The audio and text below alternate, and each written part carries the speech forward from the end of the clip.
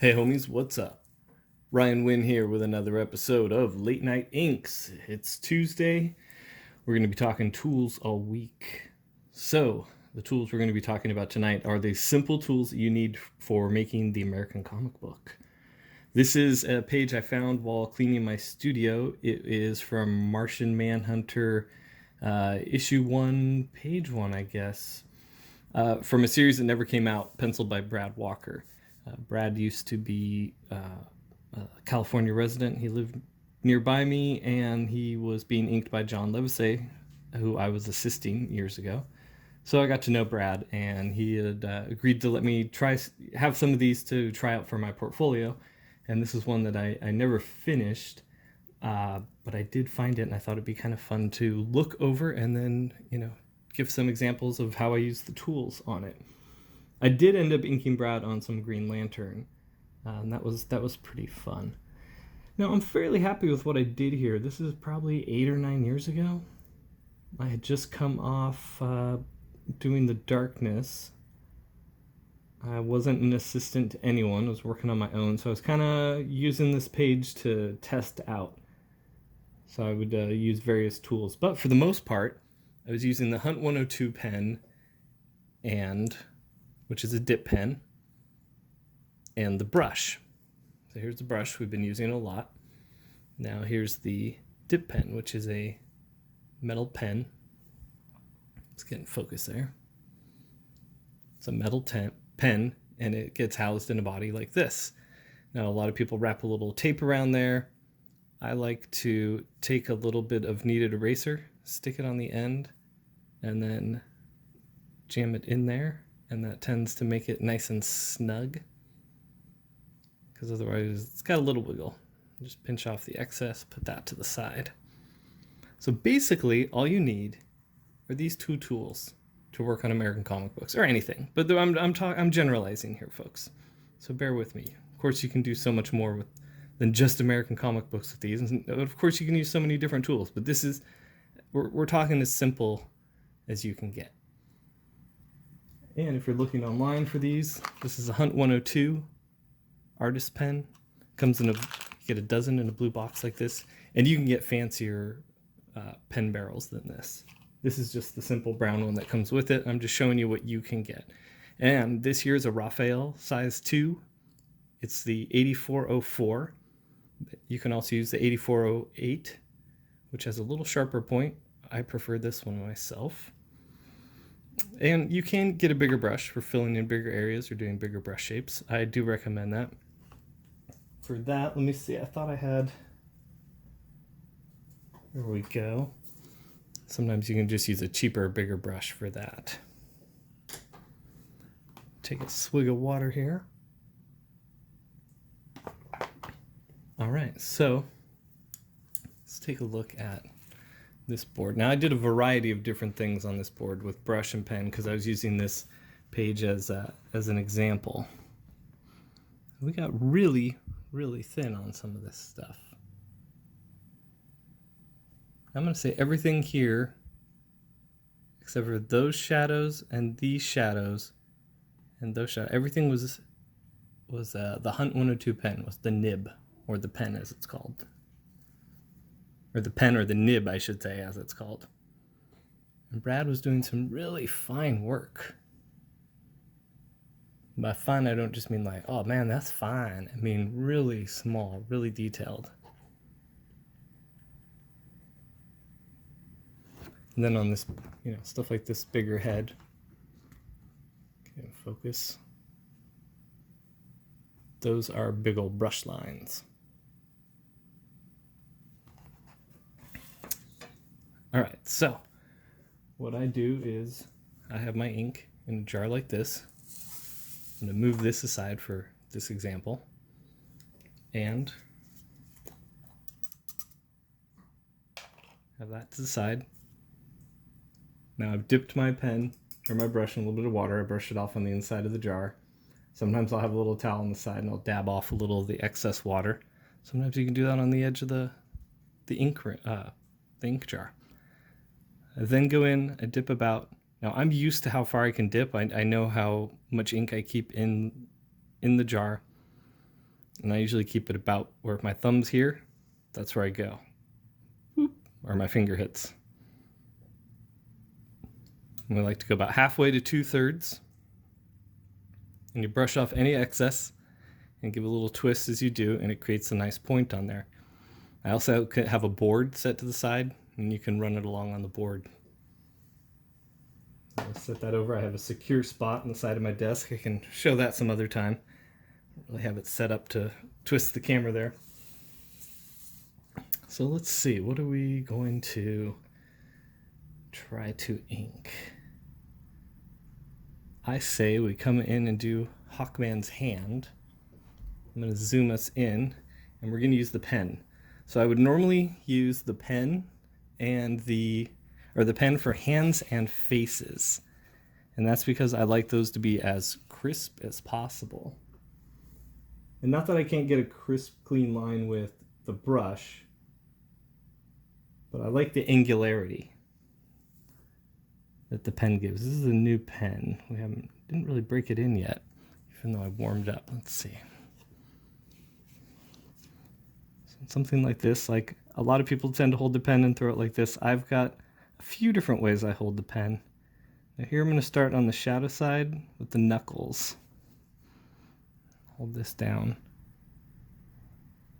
And I go light and then I thicken or double the line.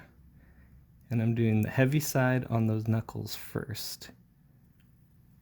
Brad draws, sort of angular hands.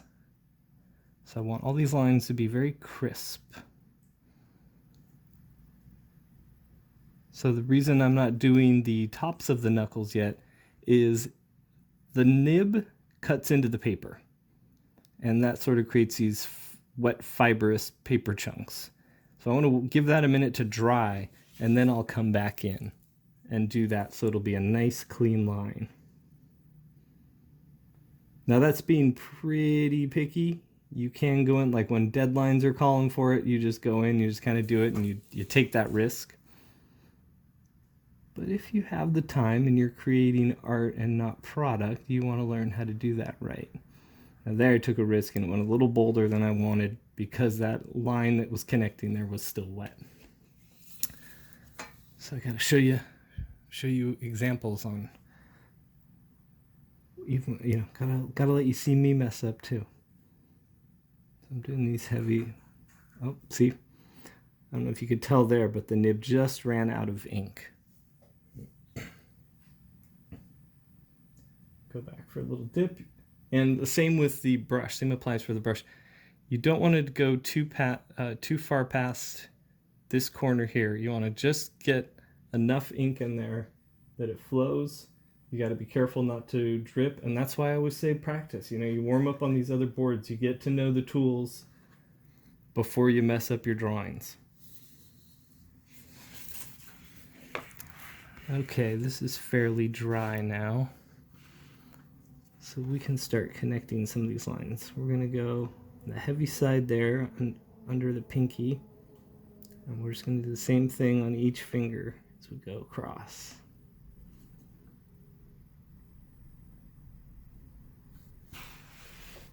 And since we already did those knuckles and those are dry, we can go in and do these. Now I'm going to go in and do all the secondary reflective lines later. Just building up the structure of the shapes. And you know what? Since these lines are dry, we can kind of do the tops of the knuckles now.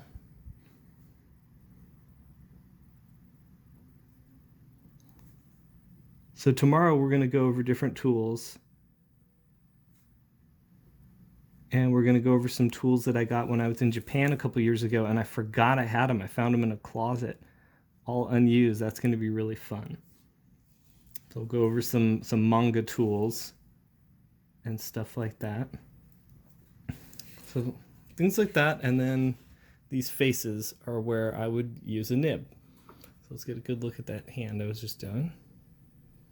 That's pretty wet still. Gonna leave that alone. Now this face here, except for these chin lines right there, those were done with brush. Everything else was done with nib. A few things I would do different these days. Mostly the consistency. This is a little sloppy here and doesn't seem to match these line styles, which don't seem to match that. I'm pretty happy with that. I'm pretty happy with here. See that little tiny X there? Oh, sorry. That tiny little X there? That was a note to myself to fill that area in black. When I was an assistant, I would get the pages from people, and anywhere where there was black to be filled in, they would leave that open and just put a few X's. Like here's an example. So I give it to myself so that when I go back in later, I can fill that in instead of having big chunks of black wet spots that you gotta wait to dry. So let's do an example with the brush while we're doing a few examples here. I'll let you look at that katana. Which, this is all brush. This is nib, and brush. I don't like this side of the hair. It's serviceable, but I probably would have gone in and blacked in some of those shapes just because I didn't like some of the lines. But these all look really nice. They're layered, and you can feel the hair going around behind her head. So I say we come in and we do these gradations, these shadows with the brush. And then I use nib and brush to get varied textures on her armor and make it feel chunky and battle worn. All right, sorry, the AC is coming on. I hope that doesn't affect the volume. So again, we dip the brush about 2/3, wipe it off on the inside of the jar. Make sure we got our nice clean point.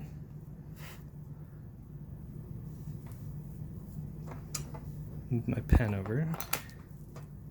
And here we're gonna go very thin. Hold the brush upright as possible. Make sure we're in frame. So that you can get as thin a line as possible. And I'm starting, my hand starts where I want the line to end with the brush off the paper. And then I bring it back there. We're getting thicker as we go out. It's a cast shadow from her chin. And it has a gradation. It lightens up as it goes back. So there's sort of a reflective light from that side that's not as strong as the light from this side.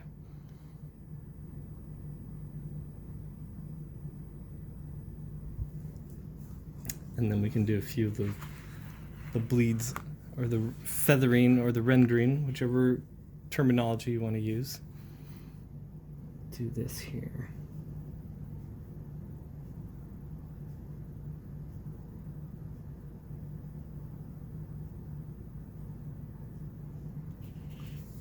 Yeah, there's some fun tools to look at from Japan tomorrow. We have a brush that clips onto your finger, and we've got a few Japanese nibs. I didn't get as much as I would have liked, but I hadn't planned on going to this shop. It's a 6-story shop called Sekaido. And they had all sorts of, it was just an amazing stationery and art store. And they had some supplies that I could get here, but they had a lot of things that I hadn't seen, and a lot of things that weren't even totally available online at the time. Nowadays everything is, but even just a couple years ago, some stuff was hard to get, or if it wasn't hard to get, it was just a lot for shipping.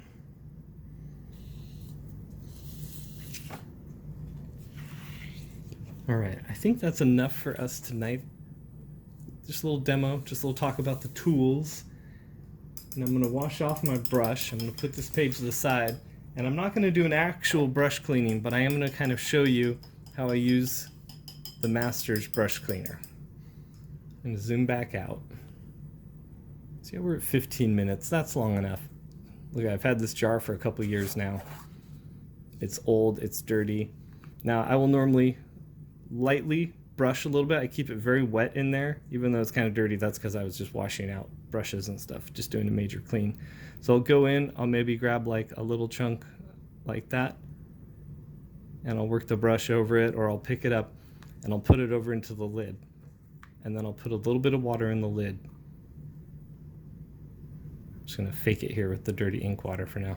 So I'll put about up to there, and leave it slanted, and I'll lightly brush the water with the conditioner, the soap, whatever you want to call it, the brush cleaner, in it. I'll do that until the water is murky, and then I'll rinse it out and fill it up again and do that. And it usually takes 5 or 6 times of lightly brushing. It's almost like you're painting the inside of the lid. I don't smash it down, I don't bend it. I just lightly brush it over. And actually there's little numbers printed on the inside, and they kind of work as a little bit of a texture. But I couldn't get a setup in the sink to make a film of that now. It's okay to leave a little bit of this on there, but I don't recommend too much. Sandra Hope gives a good recommendation of a little bit of a spit pull, put it in your mouth and just boop, give it a little pull, and it'll have a nice tip. You can also do that and it creates a tip. You hit the ferrule, the metal ferrule. I recommend doing that in the sink. I just splattered here, so I'll have to clean that up. But anyways, we'll get back to doing some demos on that page tomorrow with some different tools, some of the Japanese tools, and we'll keep doing demos and talking tools. I said tools a lot there at the end. So until next time, take care of yourselves, take care of each other, and take it easy. And if you haven't already, head over to alternaaccess.com and check out the book I wrote, Gods and Gears, with art by Dean Kotz and letters by Wes Loker. Issue 4 is out soon. Stupid cat.